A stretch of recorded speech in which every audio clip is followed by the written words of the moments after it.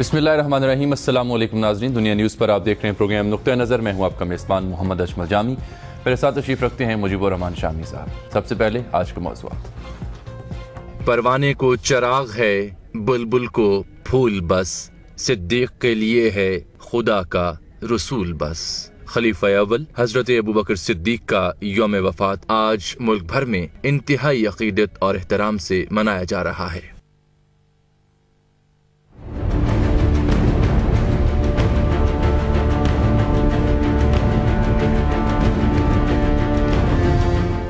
Social media پر گستاخانہ مواد کا case, اسلام آباد ہائی کورٹ کا مشترکہ تحقیقاتی ٹیم تشکیل دینے کا حکم۔ فیس بک اگر گستاخانہ مواد نہیں روک سکتی تو اسے بند کر دیں، عدالتی ریمارکس۔ وزیر داخلہ کا اس معاملے پر جمعے کو مسلمان سفیروں کی کانفرنس بلانے کا فیصلہ۔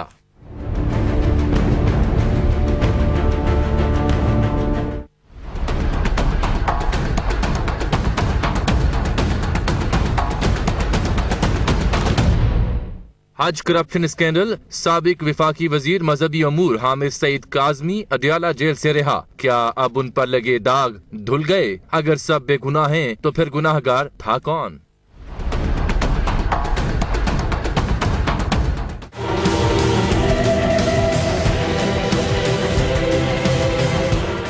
جنرل مشرف نے نواز شریف کو 2007 میں کس نوعیت کی خفیہ پیشکش کی؟ انڈرہینڈ ڈیل کس کے ذریعے کرائی جا رہی تھی؟ مشرف کی پیشکش کیوں مسترد ہوئی؟ دیکھیے نقطہ نظر میں۔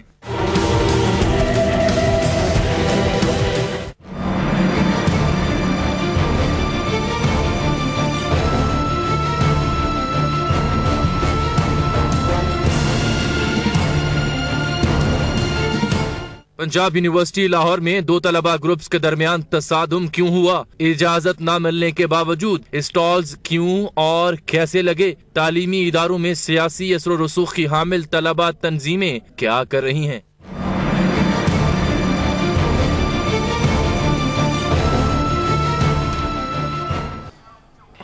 سب سے پہلے ذکر ہوگا شامی صاحب حضرت ابوبکر صدیق رضی اللہ تعالیٰ عنہ کا، جن کا آج یوم وفات ہے، اور آپ نے چہرہ لکھ رکھا ہے، اور اس سے بہتر میرے خیال آغاز اس پروگرام کا آج ہو نہیں سکتا کہ ہم آپ نے جو چہرہ لکھا آپ جناب کی شان میں، وہ آپ سے ہم سن لیں اور ان کو یاد کر لیں۔ آج صبح اٹھا نا میں، تو ہمارے جسٹس نذیر غازی صاحب پروگرام کرتے ہیں ایک مذہبی، تو ایک مشاعرہ وہاں برپا تھا، اور صاحبزادہ لطیف ساجد چشتی جو ہیں انہوں نے بھی منقبت پیش کی صدیق اکبر کے حضور۔ تو ایک پہلا ہی شعر جو تھا مجھے بہت اچھا لگا، ایک بے ساختہ پن تھا اس کے اندر کہ جانشین سید ابرار کی باتیں کریں، جانشین سید ابرار کی باتیں کریں، اور مصطفیٰ کے پہلے پہلے یار کی پہلے پہلے پیار کی باتیں کریں۔ کیا بات، سبحان اللہ، کیا بات، جو ان کی رسول اللہ صلی اللہ علیہ وسلم سے نسبت ہے، اولین ایمان لانے والے، جی جی، اس کو انہوں نے انتہائی خوبصورتی سے بیان کیا۔ تو اب یہ جو ان کا چہرہ ہے، جس کا عنوان میں نے زیارت رکھا ہے، ٹھیک، تو کئی برس پہلے لکھا گیا، یہ ہم لیکن سنتے رہیں گے، ہر بار سنتے رہیں گے، جی جی، یعنی یہ بھی شام صاحب ویسے توفیق کا معاملہ ہے۔ ہاں، بس یہ توفیق آپ کو عطا ہو گئی اور آپ نے لکھی، بس اللہ کا کرم۔ جی، تو صدیق اکبر راہ حق کے اول مسافر، ٹھیک ہے، سن کر اعلان پیغمبر کھڑے ہو گئے ان کے برابر، اسلام سے پہلے قریش کے دلبر، اسلام کے بعد اسلام کو ان پر فخر، عشق رسالت میں سرشار سراسر، اور آفتاب رسالت سے روشن مثال قمر، وہ رفیق رسالت ختم ان پر رفاقت کا سفر، اور بحر بے کراں کے شناور، کوئی ہوا نہ ہو سکے گا ان کا ہمسر، وہ محبوب خدا ان کے لیے جان سے بڑھ کر، اہل عشق انہیں دیکھ کر گنگ پتھر، اور اہل دل ان کے سامنے حیران متحیر، اور رسول خدا ان کے رہنما، وہ ان کے بعد سب کے راہبر، وہ معراج کی تصدیق، ان کے دم سے سرب خاک زندیق، جہان فانی سے نبی کی رخصت پر وہ روشنی کے مفسر، کھولی حقیقت بڑے بڑوں پر. دیکھیں نا، جب حضرت عمر خطاب جو انہوں نے کہا کہ جو یہ کہے گا رسول اللہ صلی اللہ علیہ وسلم اس دنیا سے رخصت ہو گئے، میں اس کا سر قلم کر دوں گا، جذبات میں. اس وقت انہوں نے قرآن کی آیت پڑھی کہ جو موت جو ہے وہ سب کے لیے ہے، اور ہاں محمد جو ہے وہ اللہ کے رسول ہیں اور اس کے بندے ہیں. تو وہ کھولی حقیقت بڑے بڑوں پر، جو آیا ہے رہے گا جا کر، وہ اصغر ہو کے اکبر اور منکر ہو کے پیغمبر، اس کو کرنا ہے موت کے ساتھ سفر، اس سے صرف اللہ ہے برتر، اللہ اکبر. رفیق غار حرا ثانی اسنین، نبی ان کے لیے نور عین، ان کی حفاظت میں آرام نہ چین، ان کا سرمایہ دوست کے نالین، اور ان کے سامنے ہیچ دولت کونین، اور خدا کے سوا کوئی دوسرا نہ ان کے مابین. وہ مصاحب صاحب قاب قوسین، وہ مجاہد بدر و حنین، وہ جانشین نبی عمر ان کے مداح، علی ان کے خیر خواہ، ان پر فدا ذو نورین. واہ، یہ بہت خوب ہے، بہت خوب لیں. ڈگمگائے نہ یورشوں کے مابین، نبی کا اشارہ ان کے لیے اٹل، مثال قطبین، اور ہر لحظہ باریاب بحضور سرور کونین. وہ دو جہاں میں رشتہ قربت ان کے مابین، اور نبی کی قربت ان کا سکھ، ان کا چین، ان کی نیند، ان کے نین. اور رنگ گورا، ماتھا چوڑا، دبلے پتلے صحت مند، آنکھیں موٹی نہ چھوٹی، دور سے دیکھتی ہوئی خرد مند، اور پیشانی بلند، قد لمبا نہ چھوٹا، معزونیت کا پابند، اور کمر خمیدہ، لہجہ سنجیدہ، جسم قہرہ مگر تنو مند، اور بالوں کے لیے مہندی کا رنگ دل پسند. ان کے والد صحابی وہ بھی ایمان لائے، ان کے بیٹے صحابی، کیا بات، وہ خود اصحاب نبی کی پسند، اور وہ دین میں سب سے آگے دو چند سہ چند، اور ان کا سارا مال و منال، ان کا گھر بار، ان کے اہل و عیال، اللہ کے لیے حاضر خند خند، اور ان کے رشتے عظیم، ان کی نسبت بڑی، ان کے منفرد سمبند، ان کی دختر عائشہ ام المومنین، فضیلتوں کا کوہ الوند، اور ان کے داماد محمد صلی اللہ علیہ وسلم، ان کے داماد محمد سر بلندوں میں سر بلند، اور رب محمد کی سوگند، صدیق اکبر بعد از پیمبر، بزرگ توئی قصہ مختصر. سبحان اللہ، یعنی کمال کر دیے سر، کیا بات. آج کی ایک اور اہم خبر کا ہم ذکر کریں گے. ایک تو سوشل میڈیا پر جو گستاخانہ مواد کا معاملہ ہے، اس پر اسلام آباد ہائی کورٹ نے ایک تو مشترکہ تحقیقاتی ٹیم تشکیل دینے کا فیصلہ کیا ہے، اور پھر معزز جج صاحب کا یہ بھی کہنا تھا کہ اگر سوشل میڈیا یا فیس بک توہین آمیز جو مواد ہے وہ روک نہیں سکتا تو پھر اسے بند کر دیا، جس کا فائدہ ہے کیا. ساتھ میں جو نثار صاحب کی پریس کانفرنس میں آپ نے دیکھی، انہوں نے کہا مسلم سفیروں کی ہم ایک کانفرنس بھی بلائیں گے. تو جو کچھ بھی ہے وہ اہل پاکستان کی ہاں ہی اتنا درد یا اتنی تکلیف محسوس کی جاتی ہے. امت مسلمہ اس سلسلے میں ہمیں کچھ حرکت کرتی دکھائی نہیں دیتی. شامی صاحب کیا وجہ؟ دیکھیے، امت مسلمہ کو اب جو جوڑا ہے، اور چودھری نثار علی صاحب نے کہا ہے کہ ہم سارے سفیر جو ہیں وہ بلائیں گے ان کو. دیکھیے، ایک بات اس کا مقابلہ تو کرنا ہے سیالغار کا، لیکن جو جج صاحب نے یہ بات کہی کہ سوشل میڈیا کا فائدہ کیا ہے، بصد ادب اس سے اتفاق نہیں کیا جا سکتا. کیونکہ اگر موٹر وے پہ کوئی ایکسیڈنٹ ہو جائے، کوئی گاڑی کسی دوسرے کو مار دے، تو آپ موٹر وے بند نہیں کر سکتے. یہ سوشل میڈیا اس سے بہت یعنی اویئرنیس بھی آئی ہے، تعلیم بھی پھیلی ہے، لوگ آپس میں جڑے بھی ہیں. تو یہ جس طرح دہشت گرد جو ہیں ان کو ہم یہ حق نہیں دے سکتے کہ وہ ہماری زندگی کا راستہ طے کریں اور ہم ان کے سامنے ہتھیار ڈال دیں، اسی طریقے سے یہ جو دہشت گرد سوشل میڈیا کو استعمال کر رہے ہیں، سوشل میڈیا کو بند کرنے کا مطلب ہے ان کے سامنے ہتھیار ڈال دیں، ان کا مقابلہ کرنا ہے، ان کو کارنر کرنا ہے اور ان کا جو راستہ روکنا ہے۔ اور ابھی تو یہ خبر بھی آئی تھی کہ جو فیس بک کی انتظامیہ ہے، نہیں، ان کا ایک وفد جو ہے پہلی بار پاکستان کی تاریخ میں وہ پاکستان پہنچے گا اور یہاں حکام ان کو آپ کو دلائل سے بات سمجھانی ہے اور میرا خیال ہے کہ اس کا اثر ہوگا۔ تو عدالت کی کرسی پر بیٹھ کے بڑے قابل احترام ہیں جج صاحبان، ان کو کوئی ایسی بات مجھ سے نہیں نکالنی چاہیے جس کے بہت دور رس اثرات ہوں اور منفی اثرات ہوں۔ تو بہرحال یہ جہاں تک تعلق ہے اس بات کا کہ جسٹس صدیقی صاحب نے نوٹس لیا ہے اس بات کا، تو اللہ تعالیٰ ان کو اس کی جزا دے گا۔ اور انہوں نے حقیقت تو یہ ہے کہ ایک پوری حکومت کو بھی ایک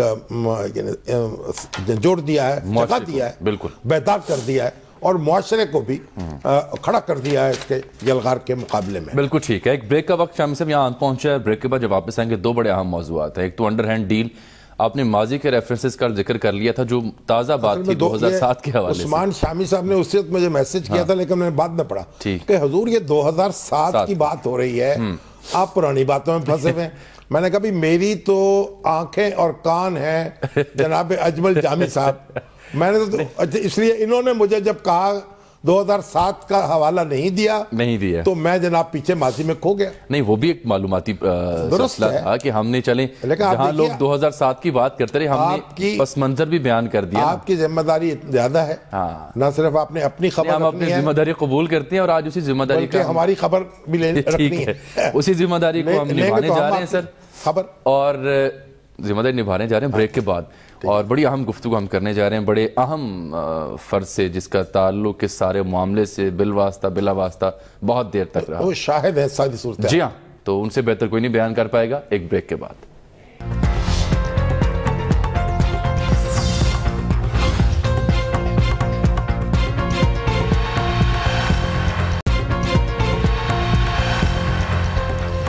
ویلکم بیک ناظرین۔ شام صاحب، وہ جو ذکر ہو رہا تھا انڈر ہینڈ ڈیل کا، جو 2007 میں مشرف صاحب نے کرنے کی کوشش کی نواز شریف صاحب سے، جو انہوں نے مسترد کی، تو اس کا بیک گراؤنڈ کیا ہے؟ کن حالات میں وہ پیشکش سامنے آئی؟ مسترد کیوں ہوئی؟ ڈیل تھی کیا؟ یہ ہیں وہ سوالات جو کل ادھورے رہ گئے تھے۔ کئی ہمارے دوست تو ایسے ہیں جو کہتے ہیں کہ نواز شریف صاحب ایک انڈر ہینڈ ڈیل کر کے گئے تھے، اور جب وہ رخصت ہوئے ہیں تو وہ بھی انہوں نے ایک ڈیل کی تھی۔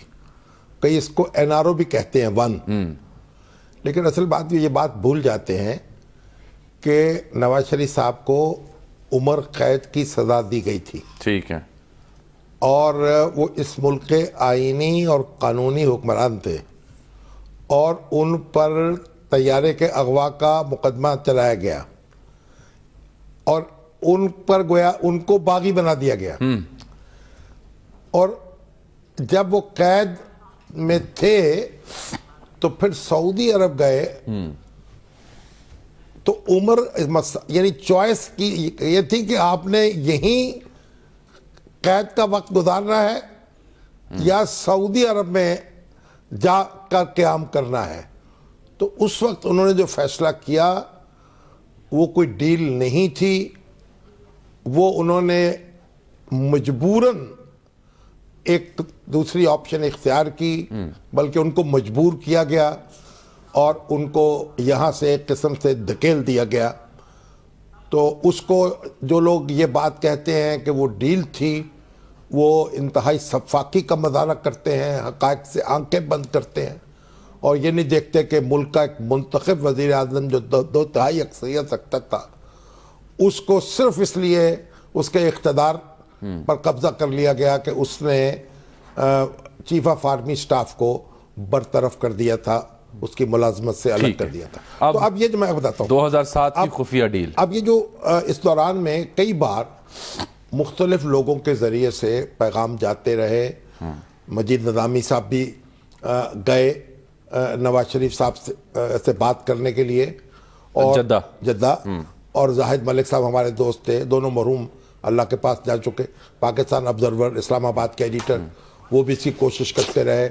وہ مطلب کوئی نہ کوئی معاملہ ہو جائے, کوئی نواز شریف صاحب کے اور پرویز مشرف کے درمیان, اور پرویز مشرف کو کوئی لیجیٹمیسی مل جائے.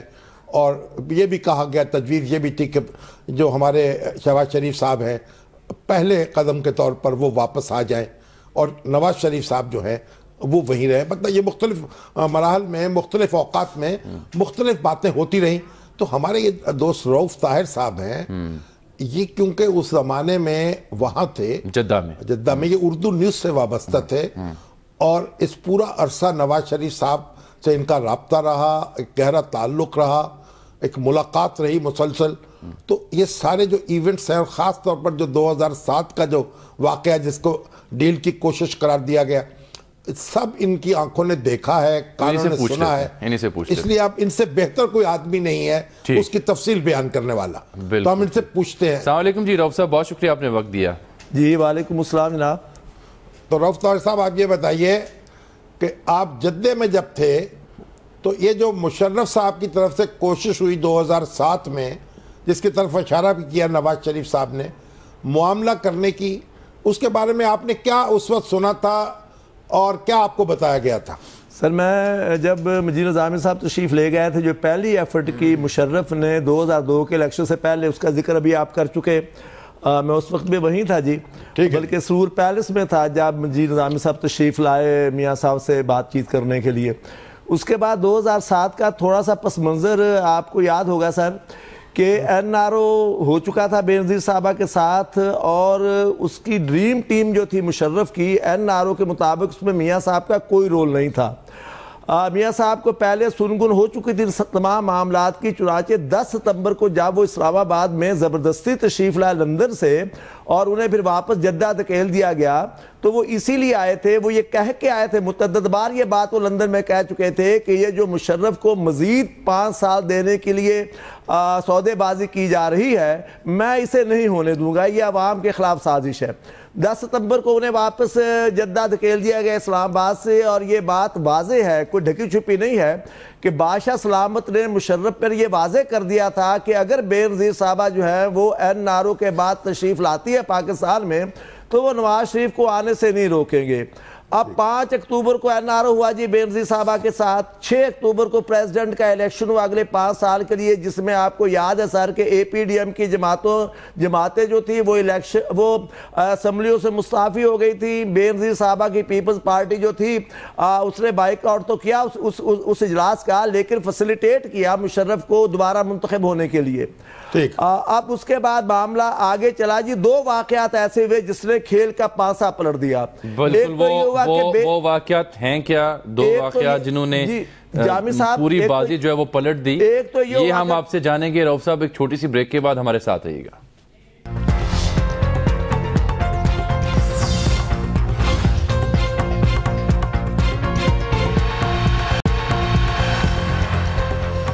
Welcome back. رؤف طاہر صاحب ان واقعات کے عینی شاہد تھے, اور وہ بیان کر رہے تھے کیا کچھ ہوا اس خفیہ ڈیل کے پیچھے اور اس کے بعد.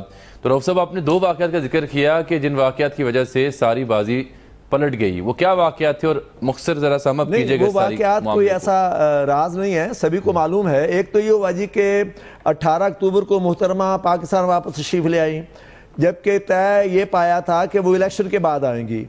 ایک تو یہ واقعہ ہو گیا, اور دوسرا واقعہ جو تھا وہ 3 نومبر کا ایمرجنسی پلس تھا, جس کے نتیجے میں جس کے ذریعے مشرف صاحب نے سپریم کورٹ سے اور باقی جو ان کے خیال میں آزاد منش جج تھے اعلیٰ عدلیہ کے, ان سے نجات حاصل کر لی, انہیں گھروں میں نظر بند کر دیا, اور اس کے ساتھ میڈیا پہ بھی کریک ڈاؤن کیا, اور انہیں میڈیا کے ایک بڑے حصے کو آف ایئر کر دیا گیا جی.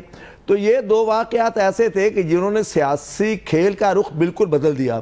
مجھے یاد ہے کہ 3 نومبر سے کوئی 1-2 دن پہلے محترمہ دبئی آ گئی تھی, اور وہاں پہ اسحاق ڈار صاحب کے ساتھ ان کی ملاقات ہوئی تھی. 3 نومبر سے ایک دن پہلے جمعے کی شام تھی، جب میں وہیں تھا، اپنا حسین نواز نے جو سرور پیلس کے بعد جہاں ایک دوسرے اپنے ذاتی گھر میں رہائش اختیار کر لی تھی، تو میاں صاحب کا رابطہ تھا جی، فون پہ فون آ رہے تھے، کہا جا رہا تھا کہ کل مشرف جو ہے وہ ایمرجنسی نافذ کر رہا ہے جس کے ذریعے عدلیہ سے نجات حاصل کی جائے گی۔ میاں صاحب یہ کہہ رہے تھے کہ آئین میں ایمرجنسی موجود ہے، لیکن اس کے ذریعے عدلیہ سے کیسے اجازت حاصل کی جائے، عدلیہ سے کیسے نجات حاصل کی جائے گی؟ تو آپ کو معلوم ہے وہ پھر انہوں نے وردی پہنی اور ایک غیر آئینی اقدام کیا ایمرجنسی پلس کے نام پہ، گویا کھیل بالکل بدل گیا جی۔ اب محترمہ کے ساتھ ان کا معاملہ وہ نہ رہا جو وہ ایکسپیکٹ کر رہے تھے کہ NRO کے بعد ہوگا۔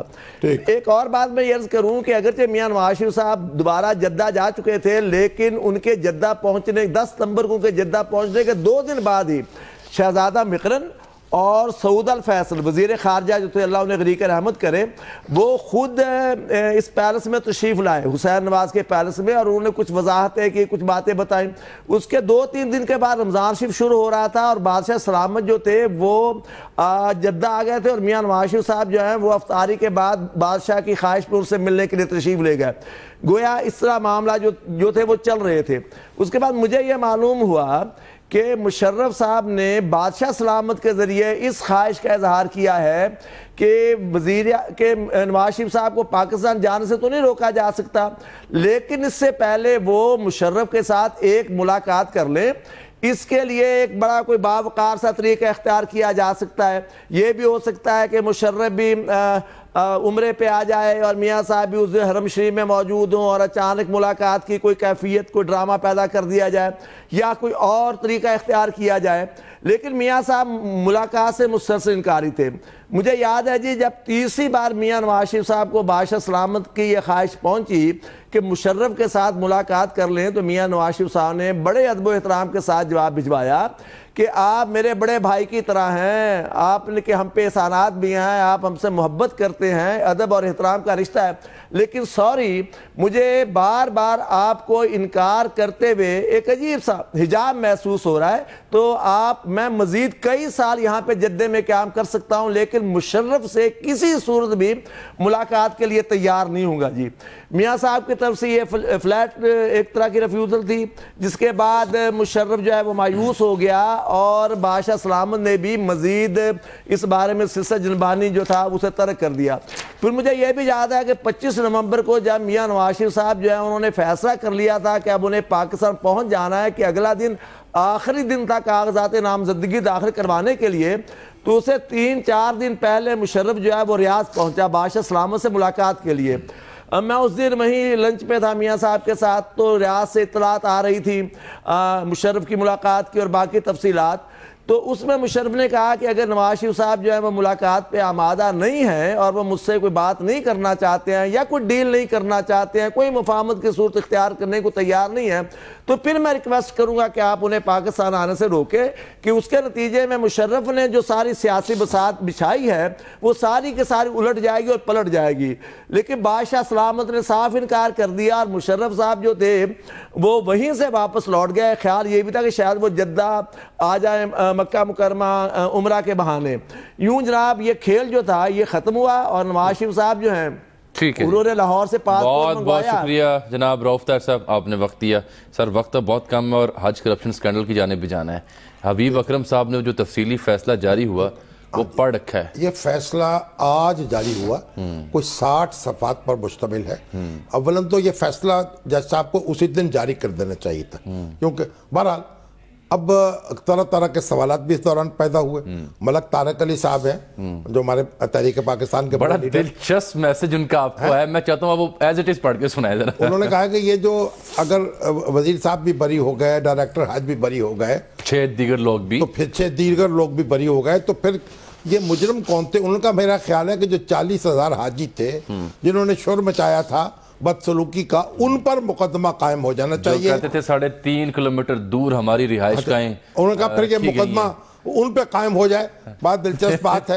نہیں بنتا تو پھر انہی پہ ہے۔ اچھا جی، ایک تو حبیب اکرم صاحب نے وہ فیصلہ سارا تفصیل سے پڑھا ہے، تو ان سے ہم بات کریں گے۔ حامد سعید کاظمی صاحب جو ہیں وہ رہا ہو گئے ہیں، ملتان شریف تشریف لے جا رہے ہیں، میں پہنچنے والے پہنچ گئے۔ اب انہوں نے کہا کہ میں کو بات نہیں کروں گا کیونکہ مجھے پتہ نہیں تھا، میں اسی کلاس میں رہا ہوں، اب وہاں ملتان جا کر پھر دیکھوں گا حالات تو پھر بتاؤں گا۔ تو اس دوران میں یہ بات ہے ابھی حبیب اکرم صاحب آ گئے ہیں، نامور تجزیہ کار ہیں، کالم نویس ہیں، پروگرام بھی کرتے ہیں. السلام علیکم جی حبیب صاحب، بہت شکریہ آپ نے وقت دیا. وعلیکم السلام جامی صاحب. حضور آپ کا کالم بھی ہم نے پڑھ رکھا ہے حبیب اکرم کی جگہ پر آپ بیٹھے ہوئے ہیں جناب، بریت کے بعد، اس لیے ہاں جی، اور اب یہ کہیں اور بیٹھنے والے ہیں.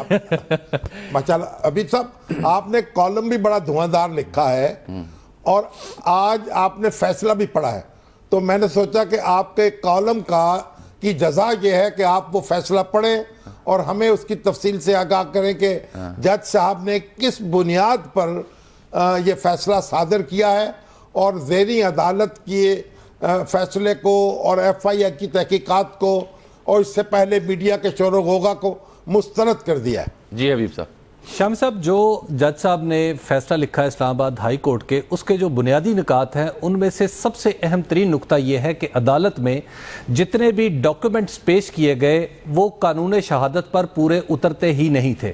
اور جج صاحب نے اپنے فیصلے میں یہ واضح لفظوں میں، یعنی جب فیصلہ لکھ رہے ہیں تو اس کے بعد ان الفاظ کو بولڈ کر کے لکھا ہے کہ جتنے بھی کاغذات ہمارے پاس آئے ہیں اگر ہم قانون شہادت کی امیجنیٹو قسم کی تشریح بھی کر لیں تو بھی ہم ان کو قانون شہادت کے معیار کے مطابق قرار نہیں دے سکتے. تو لہٰذا پہلے جو تمام تر ڈاکومنٹس تھے وہ غلط ثابت ہو گئے. دوسری خاص طور پر جو بات کی گئی کہ 87 بلڈنگز جو تھی وہ حاصل کی گئیں اور وہ دور تھیں، ان کے اوپر دو قسم کے اعتراضات تھے جو استغاثہ نے لگائے تھے کہ ایک تو وہ 2000 میٹر سے زیادہ فاصلے پر تھیں، اور دوسرا یہ کہ ان میں سے بعض 8 سال سے پرانی تھی، اور تیسرا یہ کہ ان میں سے جن جو شرط تھی کم از کم کہ اس میں 2000 لوگ سٹے کر سکیں ان پر پورا نہیں اترتی تھی. تو اس کے حوالے سے خود جو عدالت میں 56 گواہ پیش ہوئے، ان میں سے جو گواہوں نے یہ خود بتایا عدالت کو کہ جناب بات تو ابتدا میں ایسے ہی تھی لیکن بعد میں پالیسی تبدیل کر دی گئی تھی، اور اس کی پالیسی کی تبدیلی کی وجہ یہ تھی کہ عدالت کو یہ اس وقت منسٹری کو یہ بتایا گیا تھا کہ بہت ساری جو بلڈنگز ہیں اس زمانے میں ڈیمولش ہو گئی تھی کیونکہ اس وقت وسیع کیا جا رہا تھا. یہاں روکنا پڑے گا مجھے آپ کو، یہ آگے جاری رکھے گا اپنی بات کو، لیکن ایک بریک کے بعد ناظرین ہمارے ساتھ رہیے گا.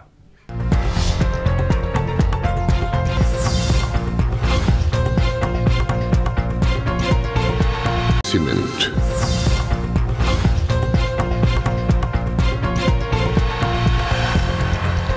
Welcome back. جی حبیب صاحب، آپ بتا رہے تھے کہ ایک تو دستاویزی جو ثبوت آئے وہ قانون شہادت پر پورے نہیں اترتے، بقول عدالت آگے دستاویزی ثبوت نہیں، جو شہادتیں تھیں. اچھا آپ فرمائیے جناب. جی تو بلڈنگز کے بارے میں عرض کر رہا تھا شامی صاحب، بلڈنگز پہ ایک اعتراض یہ تھا کہ بلڈنگز مہنگی لی گئی ہیں. تو اس کے بعد جب دوبارہ بلڈنگز ہائر کی گئی، عدالت کے فیصلے میں یہ بات تحریر ہے کہ 3500 ریال فی کس کے حساب سے مکہ میں جو بلڈنگ لی گئی، تو جب ریویو کمیٹی وہاں گئی دوبارہ تو اس نے کہا جی 3450 ریال پر فی کس ہم نے وہاں سے بلڈنگ لے لی ہے. لیکن یہ جو 50 ریال کا ڈیفرنس تھا وہ دراصل وہ بھی بڑا دلچسپ تھا. وہ یہ کہ 3500 جس بلڈنگ والے نے لیا تھا اس نے ساتھ ٹرانسپورٹیشن بھی دینی تھی، اور جب اس نے 50 ریال کم کیے تو اس نے ٹرانسپورٹیشن کی شرط اڑا دی. تو لہٰذا یہ بھی ایک دلچسپ چیز ہے. دوسری یہ ہے کہ 56 جو ہے اس میں گواہان پیش ہوئے. ان 56 کے 56 لوگوں میں سے کسی ایک نے حامد سعید کاظمی کے اوپر براہ راست نہ کسی لین دین کا الزام لگایا، نہ ان کے بارے میں کوئی مس انڈرسٹینڈنگ کا کوئی ثبوت دیا، نہ کچھ اور بات کی. تیسری اس کے بعد بات یہ ہے کہ کوئی ایسا اکاؤنٹ عدالت نے اپنے فیصلے میں لکھا کہ جب ایف آئی اے نے اتنی بڑی تحقیق کی تھی تو آخر کوئی اکاؤنٹ، کوئی کرمنل پروسیڈ ایسی ہونی چاہیے تھی جس نے ہاتھ چینج کیے ہوں، کچھ پتہ چلتا یا کوئی پراپرٹی ایسی ہوتی جو خریدی جاتی. تو ایف آئی اے اپنی پوری کوشش کے باوجود ایسی کوئی پراپرٹی بھی نہیں دکھا سکا اور کسی قسم کی کوئی کرمنل پروسیڈ بھی ثابت نہیں کر سکا. اور ایک راؤ شکیل کا بھی یہی معاملہ ہے. جی راؤ شکیل صاحب کا بھی یہی معاملہ ہے. اور اس میں ایک دلچسپ بات میں آخری میں کرنا چاہوں گا، اس میں عدالت نے یہ نوٹ کیا ہے اپنے فیصلے میں کہ جب 3 لوگوں پر ایک ہی قسم کے مشترک الزامات تھے، ان میں سے 2 لوگوں کو تو ضمانت مل جاتی ہے، آخر حامد سعید کاظمی کو ضمانت کیوں نہیں ملتی؟ ٹھیک ہے جی، بہت شکریہ جناب حبیب اکرم صاحب. فیصلہ انہوں نے کوزے میں دریا بند کر دیا. اب آپ یہ دیکھیے کہ ایک تو طاہر مغل صاحب ہیں، وسیم ریحان صاحب ہیں، ڈاکٹر فیاض رانجھا صاحب ہیں. انہوں نے اس چہرے پر بڑی داد دی ہے، اور ڈاکٹر فیاض رانجھا صاحب نے کہا کہ آپ کی آنکھوں میں مجھے اپنے آنکھوں نظر آ رہے ہیں. اچھا اب یہ ہمارے نہیں سر، خط آنے سے پہلے پنجاب یونیورسٹی کا معاملہ وہ میں ڈسکس کرنا اچھا، یہ خط پھر جو ہے کل کر لیتے ہیں. اب آپ پوچھئے کہ مسئلہ ہے کیا. ہاں جی، پنجاب یونیورسٹی میں ہنگامہ ہوا کیوں ہے؟ بتاتا ہوں سر آپ کو. یہ جمعیت کے ترانے اور پشتون گانے ان کا تنازعہ تھا. اچھا، مسئلہ یہ ہے کہ جمعیت کے دوستوں نے جو اسٹالز وہاں لگائے وہ بغیر یونیورسٹی اجازت کے لگائے. یونیورسٹی انتظامیہ سے اس کی اجازت نہیں تھی. یہ پشتون اور بلوچ جو ہمارے دوست طلبہ نے جو پروگرام کیا وہ اجازت سے لگایا، اجازت لی گئی اس کی. انہوں نے اس میں باقاعدہ وزیر جو تھے ہمارے اعلیٰ غزالی گیلانی وہ مہمان خصوصی بھی تھے، اور ان کے سامنے انہوں نے شکایت بھی کی کہ یہ جمعیت کے دوست جو ترانے لگا رہے ہیں انہیں منع کیجئے کیونکہ پروگرام ہمارا تھا، یہ بغیر اجازت کے آئے ہیں. انہوں نے کہا آپ اپنے ترانوں کی، اپنے گانوں کی آواز بند کر لیں، وہ ترانے بجتے رہنے دیجئے. پر قصہ مختصر یہ ہے کہ جمعیت کے دوستوں نے اجازت لیے بغیر، جب میں نے استفسار کیا جمعیت کے ترجمان میڈیا سے کہ جناب اگر آپ نے اجازت لی تھی تو آپ اس کی کوئی دستاویزی ثبوت مجھے دے دیجئے، کہنے لگے وہ تو دفتر میں رہ گیا. لیکن جب اعلیٰ حکام یونیورسٹی کے تمام عہدیدار انتظامیہ ان سب سے میری فردن بات ہوئی، 4 سے 5 گھنٹے میں نے گزارے، انہوں نے تصدیق کی کہ جمعیت نے کسی بھی پروگرام کے سلسلے میں کوئی بھی اجازت نہیں لی. ہاں، ایک لکھی ہوئی درخواست ان کی پہنچی تھی لیکن ہم نے اجازت نہیں دی. تو سب سے پہلے اعتراض تو یہ کہ بغیر اجازت کے فیصل آڈیٹوریم میں باہر جو پروگرام ہو رہا تھا جی، یعنی پشتون سٹوڈنٹس کا ہو رہا تھا، اور اس میں اپنا ایک روایتی خٹک ڈانس کر رہے تھے جس میں 18 تاریخ کو انہوں نے کوئی قابل اعتراض چیز نہیں ہے. 18 تاریخ کو انہوں نے اپنی پوسٹ جو ہے فیس بک پہ کی کہ ہم یہ پروگرام کر رہے ہیں. اچانک اس پوسٹ کے بعد جمعیت کے دوستوں نے بھی اپنے پروگرام کا اظہار کیا، ہم دکھا بھی رہے ہیں وہ پوسٹ. پھر جو خواتین کے معاملے کا یہ کہتے ہیں، یہ سمیہ رحیل قاضی صاحبہ، یہ مختلف معاملہ تھا جو کہ فلسفہ ڈپارٹمنٹ میں ہو رہا تھا. جمعیت کے دوست یہ الزام لگاتے ہیں کہ اس پر حملہ کیا گیا. دیکھیے، جس صاحب نے، جس بچے نے سب سے پہلے ڈنڈا اٹھایا اور حملہ آور ہوا، اس کا تعلق جمعیت سے بتایا جا رہا ہے. اور اس کی وجہ یہ ہے کہ جتنی بھی ابھی تک انویسٹیگیشنز ہوئی ہیں، بابسوخ ذرائع سے میں یہ تصدیق کر رہا ہوں کہ ویڈیو بھی سامنے آ جائے گی، اس کا تعلق جمعیت سے ہے. وہ بچہ اسلامک سینٹر سے ہے، اس کا نام ہم نہیں بتائیں گے. اور یہ تصدیق نہ صرف پولیس کے اعلیٰ حکام کر رہے ہیں، اس کا تعلق بھی خیبر پختونخوا سے ہی ہے. تو ایک تو بغیر اجازت کے شروع کیا اسٹال، پھر حملہ کرنے والا پہلا بچہ جو ہے وہ جمعیت کا ہے. اس لیے بہت سی معلومات ایسے ہیں جو ہم بعد میں آپ سے شیئر کریں گے. ابھی کہا جا رہا ہے کہ ایک اہم خبر ہے لندن سے. اجازت دیجئے ہمیں. یہ لندن پارلیمنٹ ہاؤس کے باہر فائرنگ کا واقعہ پیش آیا ہے. 2 افراد اس میں جاں بحق ہوئے ہیں اور پولیس نے 2 افراد نے فائرنگ کی ہے لندن میں پارلیمنٹ ہاؤس کے باہر، جہاں پولیس نے اب علاقے کو 2 افراد مارے گئے اس میں. تو پنجاب یونیورسٹی کا جو معاملہ ہے اس کی بہت سی اہم تفصیلات پھر کبھی کسی اور پروگرام میں، تب تک لیے اجازت. لیکن اصل بات دیکھیے، بنیادی بات یہ ہے یونیورسٹی انتظام